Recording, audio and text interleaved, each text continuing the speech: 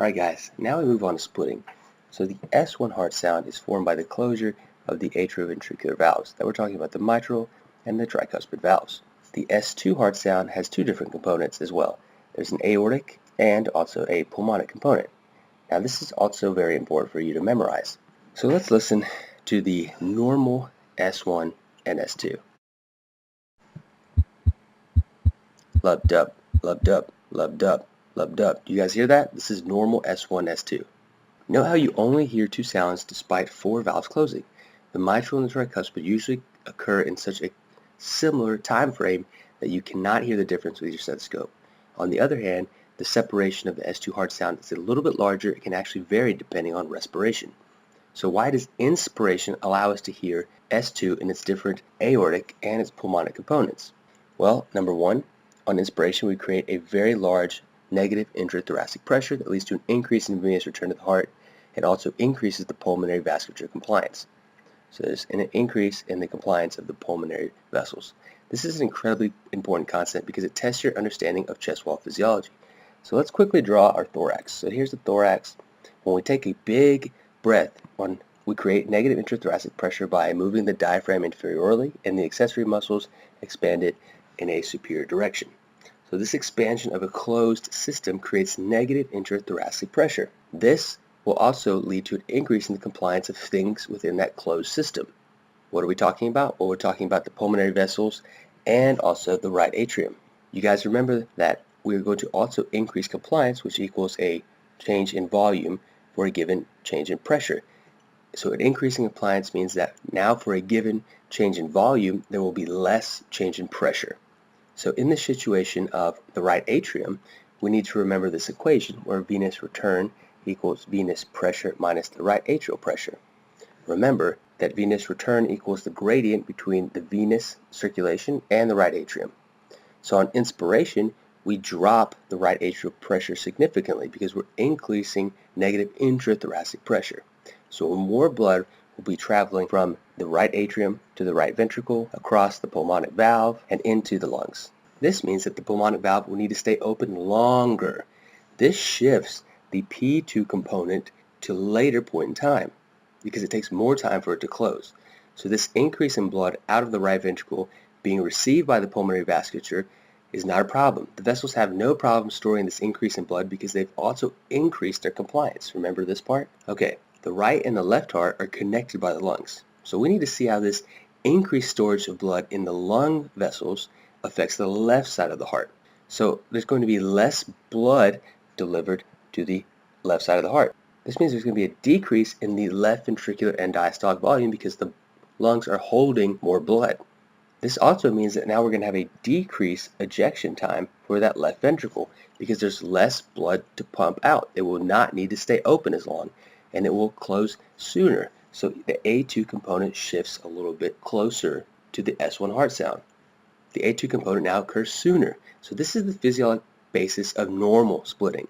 Inspiration allows you to split the second heart sound into its two components, the A2 and the P2. So let's actually take a listen to this.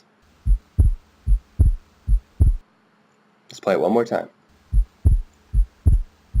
It's rather challenging, but you can hear the aortic and pulmonic components occur as two quick thuds instead of just one. One last time, so make sure you guys hear it. Alright, let's continue and move on. So wide splitting is the next one up. Wide splitting means that the gap between the A2 and P2 or aortic and pulmonary component is too long, and this is represented here how we increase this time gap. So this means that there's going to be delayed closure of the pulmonic valve. It's going to shift to a later point in time. This occurs way longer than we would expect compared to normal, illustrated by this diagram above. So what are some things that could cause excessively prolonged closure of the pulmonic valve? Well, this could be anything that causes delayed contraction of the right ventricle. So that could be right bundle branch block, where the conduction system is just not telling the right ventricle to pump and the left bundle branch is completely fine. Or there can be some pathology intrinsic to the valve itself, such as pulmonary valve stenosis, where it takes a long time for that valve to snap open and then close back. Alright, now we moved on to fixed splitting.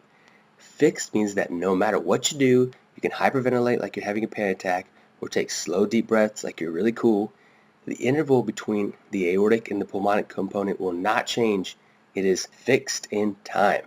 So what is the most common cause of this? You're looking at it right here. This is an ASD, or atrial septal defect. So blood that should be here in the left atrium is going to shunt across towards the right atrium and into the right ventricle. This means that more blood will be flowing across the pulmonic valve, which will be here in this area. So no matter what change there is to the intrathoracic pressure, the shunt will be maintained, and so will the split, because there's always a pressure gradient from left to right across these atrial defects. This causes a decreased volume of blood to flow across the aortic valve because we're stealing blood to the right side. So that means there's going to be an increased volume of blood traveling across the pulmonic valve on the right side of the heart. The result is that the pulmonic valve will need to stay open longer, so the P2 component will occur later, and the aortic valve will close earlier, so the A2 component will occur sooner. Looking back at our diagram, you can see that there is a shift that stays constant. Now we're moving to paradoxical splitting. So your slide shows physiologic up here, which is normal, and paradoxical below it. Let's compare the two. You should always expect the aortic component of the second heart sound to occur before the pulmonic component. So would you consider it really confusing, maybe even paradoxical, if the pulmonic valve sound came before the aortic? Do you see this flip-flop? That's right, it's kind of paradoxical, right? So what are some reasons that would cause the reversal of the order that you would hear these two aortic pulmonic components of the S2 heart sound?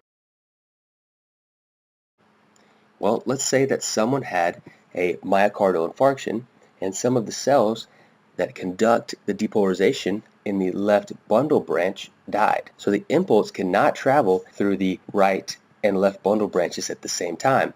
It has to go down the right bundle branch and then has to go from cell to cell all the way over to the cells of the left ventricle. This time will lead to a gap so that this depolarization eventually crosses all the way over to the left ventricular myocytes. Cell-to-cell myocyte conduction is so slow compared to the super speed highway of the bundle branches. So why am I telling you about this left bundle branch block? Well, if the right ventricle depolarized much more quickly than the left ventricle because nothing is wrong with the right bundle branch, the systolic period will end much sooner on the right side of the heart than the left. This translates to the closure of the pulmonic valve much sooner than the aortic valve.